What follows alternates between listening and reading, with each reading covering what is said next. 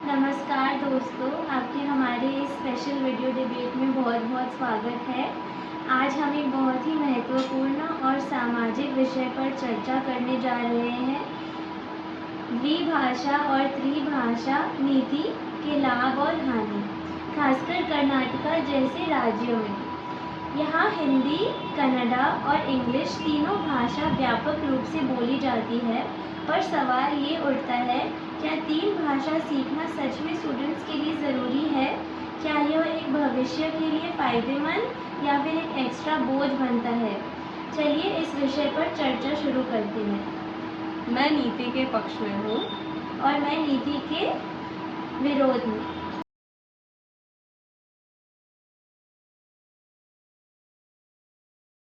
प्रश्न 1, आपके हिसाब से कर्नाटका में कन्नड़ा, हिंदी और इंग्लिश सीखना क्यों ज़रूरी है? कर्नाटका एक बहुभाषीय और मल्टीकल्चरल स्टेट है। कन्नड़ा हमारे राज्य की ऑफिशियल भाषा है, जो हमारी संस्कृति और पहचान को बनाए रखती है। हिंदी सीखने से हम देश के अलग अलग स्टेट्स में और रीजन्स के लोगों से अच्छे से बात कर सकते हैं। और इंग्लिश तो ग्लोबल लैंग्वेज है जो मॉडर्न दुनिया में काम आती है और ग्लोबल संबंध बनाने के लिए बहुत महत्वपूर्ण है।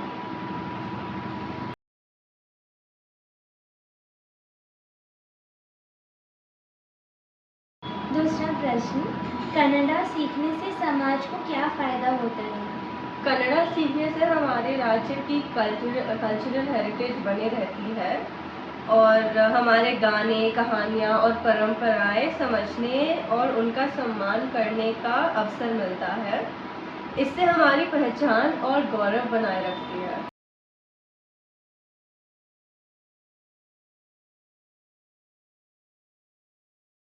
हिंदी का ज्ञान करियर के लिए मददगार है कि नहीं? हिंदी देश की राष्ट्रभाषा है और उसका ज्ञान government jobs, media, tourism and business sectors में बहुत मदद करता है। इससे हम भारत के किसी भी कोने में अपने काम आसानी से कर सकते हैं, जो रोजगार के नए रास्ते खोलता है।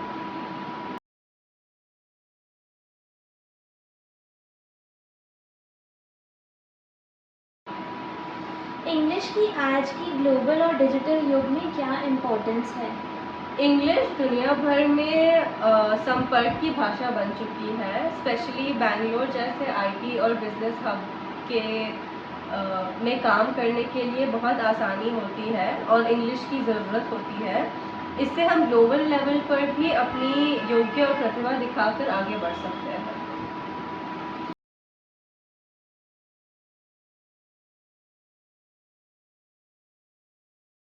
त्रिभाषा पॉलिसी नेशनल यूनिटी में कैसे कंट्रीब्यूट की जाती है? जब हम लोग अलग अलग भाषाएं सीखते हैं और तो हम दूसरे राज्यों के समाज और संस्कृति के बारे में भी समझते हैं। इससे राष्ट्रीय एकता और सामाजिक सद्भावना बढ़ती है। हर स्टूडेंट अपनी राज्य भाषा के साथ देश की अन्य भाषाओं का भी समझने लगते हैं।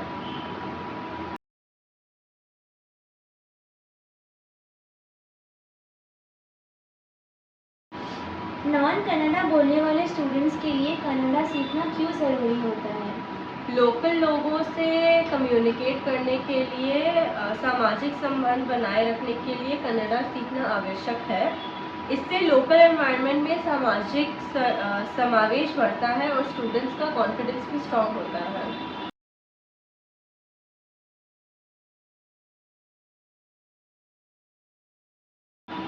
लैंग्वेजेस सीखने से डेवलपमेंट में कैसे मदद मिलती है? एक से अधिक भाषा सीखने से दिमाग की वर्किंग कैपेसिटी बढ़ती है।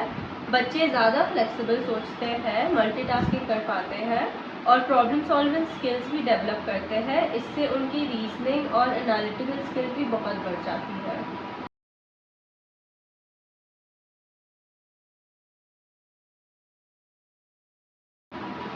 आपके हिसाब से इस पॉलिसी का सबसे ज़्यादा पॉजिटिव एस्पेक्ट क्या है? सबसे ज़्यादा पॉजिटिव एस्पेक्ट ये है कि ये स्टूडेंट्स को मल्टीलिंगुअल बनाता है और उन्हें ज़्यादा समझदार और रिस्पॉन्सिबल सिटीज़न बनाता है और बहुत रिस्पेक्टफुल बनाता है दूसरों के कल्चर्स के लिए।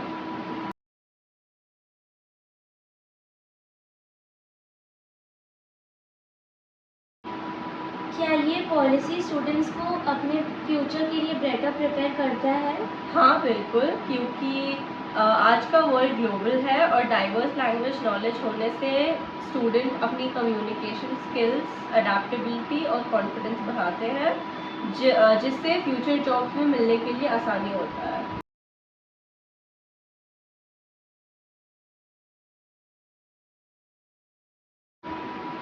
इस पॉलिसी को और कैसे बेहतर बनाया जा सकता है आपके हिसाब से?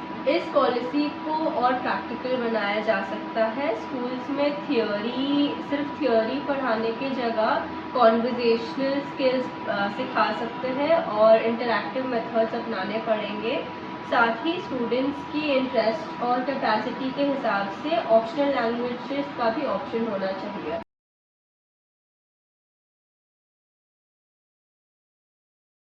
अब मैं नीति के विरोध में चर्चा करने वाली हूँ और मैं इनसे प्रश्न पूछने वाली हूँ। प्रश्न: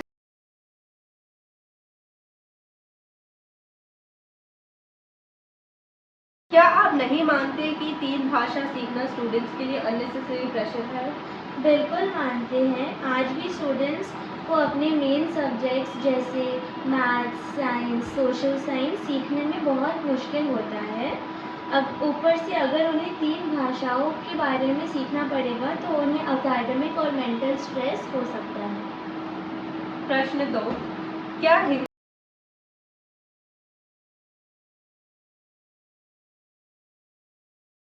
को कर्नाटका में कंपलसरी बनाना सही है? नहीं, कर्नाटका की अपनी रिच हेरिटेज है। जब कन्नड़ा हमारी राज्य भाषा है तब हिंदी को ज़बरदस्ती मैंडेटरी बनाना हमारी आइडेंटिटी को इग्नोर करने के बराबर है। हर स्टूडेंट को अपने चॉइस और इंटरेस्ट के हिसाब से भाषा सीखना चाहिए और वो करने की उन्हें आज़ादी मिलनी चाहिए। प्रश्न 3: क्या हर स्टूडेंट को तीनों भाषाओं में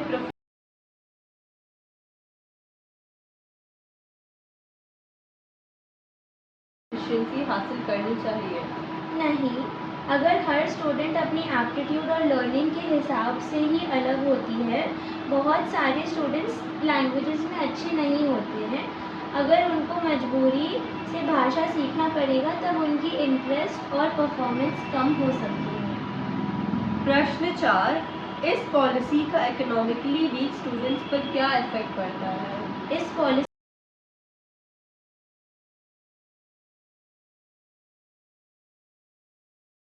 का इकोनॉमिकली वीक स्टूडेंट्स पे बहुत भारी असर पड़ता है। उनके पास एक्स्ट्रा बुक्स और ट्यूशन्स देने के पैसे शायद ना होंगे।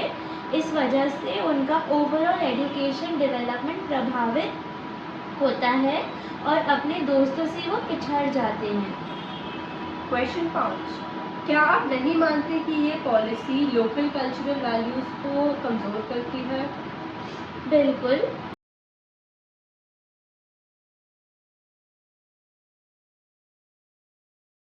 जब हिंदी और इंग्लिश को कंपलसरी बनाया जाता है तब लोकल कर्नाटका की परंपरा और कर्नाटका की लोक कला को समझने और सीखने का स्कोप कम हो जाता है। आगे चलकर अपनी मूल संस्कृति को भूल सकते हैं। क्वेश्चन 6: डिजिटल युग में लैंग्वेज लर्निंग का रिलेवेंस क्या है?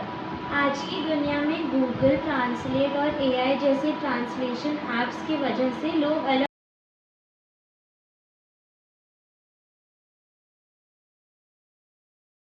अलग भाषाएं समझने में इतनी दिक्कत नहीं होती। इसलिए स्कूल में सभी भाषाओं को कंपलसरी कर देना आउटडेटेड और प्रैक्टिकल नहीं है।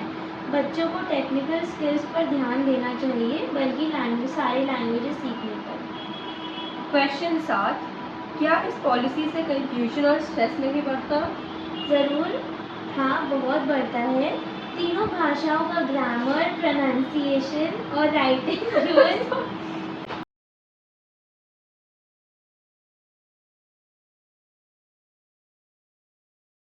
प्रश्न 7: क्या इस पॉलिसी से कंफ्यूजन और स्ट्रेस नहीं बढ़ता?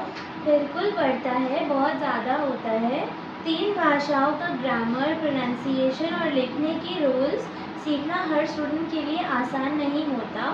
इससे बच्चे कंफ्यूज होते हैं और उनका एकेडमिक्स और पढ़ाई में इंटरेस्ट कम हो जाता है।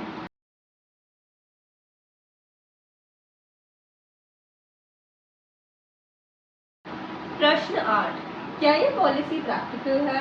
नहीं, हर स्कूल के पास उतनी रिसोर्सेज और उतने क्वालिफाइड टीचर्स नहीं अवेलेबल होते हैं और यूनिफॉर्म इम्प्लीमेंट करना नामुमकिन हो जाता है।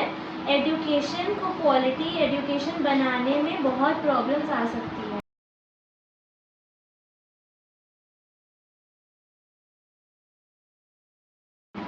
प्रश्न 9, क्या आप नहीं मानते कि ये पॉलिसी फ्यूचर के लिए सही डायरेक्शन नहीं है? बिल्कुल नहीं। आज की दुनिया में सब टेक्नोलॉजिकल और डिजिटल स्किल्स यूज़ करते हैं और उसकी डिमांड ज़्यादा है। लैंग्वेजेस पर ज़्यादा जोर देना अननेसेसरी है। स्टूडेंट्स को कोडिंग, एनालिटिक्स और टेक्नोलॉजिकल नॉलेज सीखना ज़्यादा इम्पोर्टेंट होना चाहिए।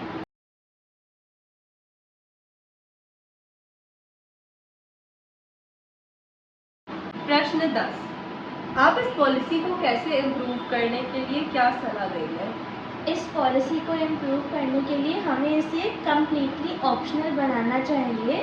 स्टूडेंट्स को अपने करियर गोल्स और फ्यूचर के हिसाब से लैंग्वेजेस चूज़ करने की आज़ादी दी जानी चाहिए। साथ ही प्रैक्टिकल और कॉन्वर्सेशनल लर्निंग की मेथड्स को अपनाना चाहिए ताकि लर्निंग में इंटरेस्ट हो और वो उनके लिए यूज़फुल हो। तो दोस्तों, आज हमने द्विभाषा और त्रिभाषा नीति पर दोनों तरफ के इम्पोर्टेंट आर्ग्यूमेंट्स देखे।